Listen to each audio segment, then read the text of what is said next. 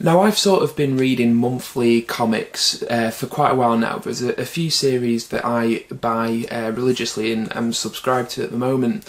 And I thought that what I would do is start doing episodes of basically talking about my pull list and sort of briefly reviewing each issue that I've been reading. So this is the first episode of that series. This first episode, it turns out that all the books I'm going to be talking about, all the comics, are actually published by Image Comics, which is a company set up by Todd McFarlane in the 90s, I believe it was. Very much a creator-friendly company from what I can tell, Image Comics. To be honest, the only Image comic I've read in the past is The Walking Dead, which I really like, and people who are familiar with me and my channel will know I really like Walking Dead books. But it just turns out, through coincidence, that all the books in this video that I've been reading recently are from Image. So to start with, we have issues 13 and 14 of Saga, which is the book by Brian K. Vaughan, who wrote Y the Last Man, Doctor Strange VO, for a few other things, and it's drawn by Fiona Staples. Now, I have to say, if I can find a sort of spoiler-free page, the artwork in Saga by Fiona Staples is probably some of the best artwork being done at the moment. It's absolutely amazing. There's a couple of character designs there, if you can see those. She has a very distinct art style which perfectly contrasts the mature adult nature of the story. So, as I said, these are issues 13 and 14 because I actually got into Saga at about the right time. I picked up the first trade paperback on Amazon because it was about £5, read it, loved it, and immediately ordered the second. By the time I'd read the second trade, and I will go back and review both of those, it was just about the time that Saga was coming out of a hiatus. I believe they took a few months off between issues 12 and 13 because 13 is the beginning of a new story arc. So basically I didn't have to wait. I read volume 2, the trade paperback, at just about the time issue 13 was coming out, so I ordered that and have managed to be able to keep reading it without having to wait the gap in between. Absolutely, I love this book. Saga is, without a doubt, one of the best books being published at the moment. It's pretty incredible in terms of its level of humour. It's quite complex characters. The story is basically star-crossed lovers who both come from different races who have been at war with each other for however many years, get together, hook up and have a kid, and they subsequently have to go on the run because this kid is sort of a mixed breed between their two races. They're being pursued by a prince robot who's acting as a bounty hunter, and also a freelance bounty hunter called The Will, who has a cat called Lion Cat who can tell when people's lying. I imagine that most people watching this video will have already read or know about Saga. It really is that good. It's one of the best books being published at the moment. I absolutely adore it. It is so... The thing that makes it succeed for me is that its setting and its characters are very outlandish, and in terms of their design and all the rest of it, it's very much a space opera, epic sort of story. What grounds it in reality for me is that the characters are very relatable and likeable. The dialogue is very natural and witty. You know, these feel like people that you might know, despite the fact that they're aliens. Saga, absolutely brilliant. These books seem to be a sort of leading up to where issue 12 finished. So basically you get to issue 12, which is the last in the volume 2 trade paperback, and you have a bit of a revelation at the end, and then these issues seem to be leading up to that, showing it from different perspectives of what was happening prior. Loving it so far. I did think in issue 13 that it sort of slowed the momentum of the story a little bit, but issue 14 definitely picks up again and carries on being, just like I said, one of the best books being published at the minute. Moving on to another first two issues. These are Sex Criminals by Matt Fraction, who is, I think, most well known for writing Hawkeye for Marvel, which I haven't read. I'll be picking up the trades of Hawkeye at some point in the near future. But this is his new creator-owned comic, which he's writing. It's also drawn by Chip Zdarsky, I believe his name's pronounced. I've probably just butchered it.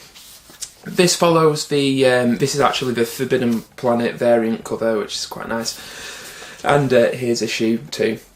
Now, this basically follows two characters who can actually stop time when they orgasm, and in doing so decide to start robbing banks.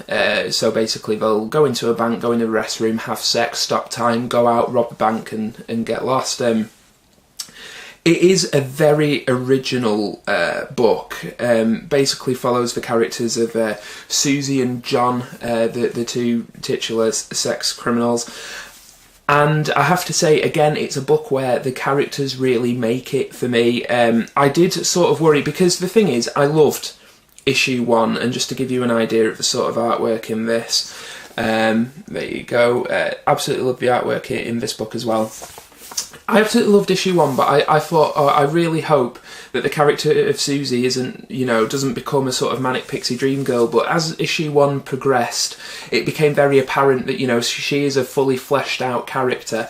And, they do sort of explore a young girl's sort of sexual awakening, which I thought was quite interesting and not something that you see very often in either comics, on TV or in movies, because it is a little bit of a taboo subject still in the sort of Western world. So I thought this book was a breath of fresh air. It is a sex comedy, and that's how it's been billed. It's laugh out loud funny, I'll be honest. Like, I laughed out loud probably 3 or 4 times reading issue 1.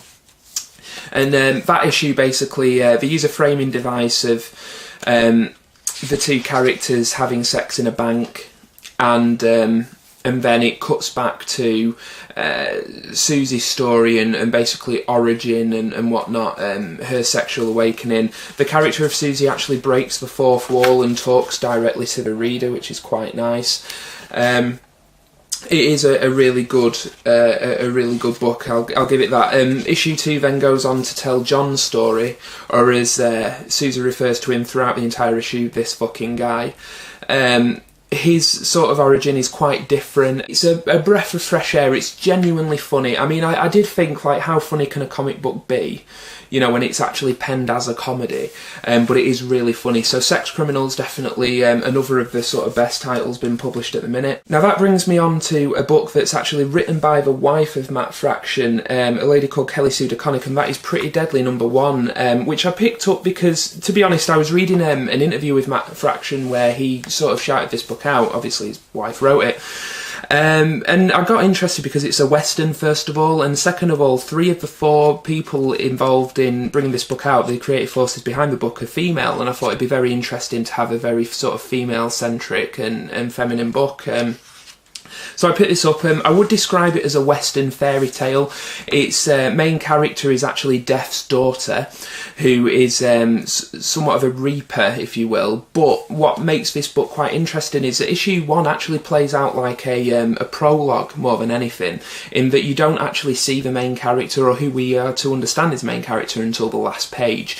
It follows the 2 characters of a girl called Sissy and a blind older cowboy with her called Foxy, and they seem to be travelling the land telling the story of Ginny, who is Death's daughter, of her conception. It's a very sort of epic book. The artwork by Emma Rios, or Rios, is absolutely astounding. I've got to say that this is probably some of the best artwork I've seen in a long time. It has a very sort of classical feel to it. If I can give you an example, I'll find a spoiler-free page. But the artwork is so sort of rich and deep and textured. It's a book that needs to be pored over. It's honestly just... I've literally flicked through this after reading it several times to just drink in the artwork. It's amazing. There is a lot of setup in issue 1. Not an awful lot is explained. It's definitely apparent that the writer is sowing seeds of what's going to come back later on in the book. But it is going to be an ongoing series. It's not a sort of mini-series or a limited series. Apparently it is going to be ongoing. There is a lot of potential here. Like I say, I'm a sucker for a good Western. And I also do really sort of like fantasy stuff. It does seem like it's going to be quite a dark story. The artwork is very violent at times, if I can give you an example. Here, it is definitely one for mature adult readers. To be honest, that probably applies to all of the books I'm showing in this video. Pretty Deadly #1, I did really like. It's very intriguing. It's not, I wouldn't say that it's quite as accessible as either Saga or Sex Criminals for an issue 1. But it is definitely intriguing and one that I'll be carrying on reading and one that I'd recommend. The final book that I wanted to show you guys today is Velvet issue 1. This is the new book by Ed Brubaker and Steve Epting. Now these are the guys who did what is considered to be one of, if not the best run on Captain America that began with the Winter Soldier. Now that Winter Soldier is the only part of their run of Captain America that I've read. Red Menace is actually on its way in the post. But this basically follows the character of Velvet Templeton, who is a personal assistant to the director of the agency, which is basically a corporation of like spies and whatnot. Who is, she's actually an ex-field operative, hasn't been in the field for about 20 odd years, but gets dragged into a sort of mystery sort of kill plot. She's been set up for a murder and all the rest of it. It's quite intriguing, and to be honest, like I was reading in the back of this book, Ed Brubaker talks about his sort of inspiration for the book and the journey of bringing it to the page and whatnot. And he says that he's always been a fan of like the sort of 60s and 70s espionage thrillers, but didn't like the fact that, all the female characters were like secretaries who would swoon over the male characters. And he said, what would happen if one of them was actually far more interesting than, the male characters and stuff. And it's pretty good from that perspective. What I quite like about the fact, what they do with Velvet's character is that they sort of hint that not only does she have a great skill set and is a skilled operative and very intelligent, but it also sort of hints that she may be sexually promiscuous. And I think that's really interesting because in stories like this, in espionage thrillers, more often than not, the main male character is sexually promiscuous. Look at James Bond, he basically bangs anything that, is wearing a skirt. And to be honest, it's a character trait that's always sort of celebrated in males, but if a female character is that way, she's considered a slut, which isn't something I agree with. I think hinting that the female lead character could be sexually promiscuous is very interesting, and it's a staple of the genre as well. But I do think they're going to do some interesting things with the character of Velvet. There is a lot of plot in this book. First of all, though, I just want to show off sort of Steve Epting's artwork. As you can see there, almost photorealistic. He's such a talented artist. It's quite intimidating, actually, to think anybody can draw that well. Basically, the book starts off with one of Velvet's ex-lovers being murdered out in the field. She then starts to look into the case and is set up for the murder. It introduces quite a few characters, hints at a couple of subplots that are going to be in there as well. It's a densely packed, I think this is actually jumbo size, this issue. It's very densely packed and is well worth checking out. If you're a fan of sort of spy fiction or the espionage genre, definitely check it out. It's something that they tried to bring to Captain America, which I thought worked really well in The Winter Soldier, but I'm looking forward to seeing what Ed Brubaker does when he sort of lets rip with that sort of style.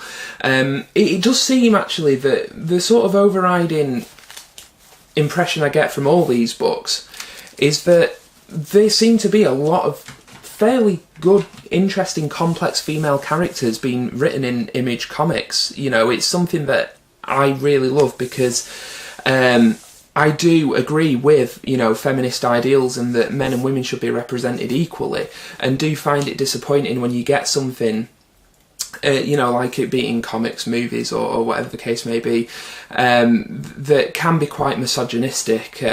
But it's good to see that in these books, the female characters seem to be sort of strong and complex, real characters, and not just there to, service the sort of male lead. So that's something that, you know, I'm really sort of happy with all these titles, and one of the reasons I would recommend all of them to you. If you're not reading any of these at the moment, they're all worth checking out. So those are the Image comics that I've been reading recently, and as I say, this series of videos will be probably 1 or 2 a month. I'll basically talk about a bunch of comics I've been reading at that time. So please, you know, comment, let me know your thoughts on any of the books that I've talked about in this video. Try to avoid spoilers in the comments though, and I hope you've enjoyed this video, and I look forward to doing the next one for you guys. So thanks very much for watching. Bye bye.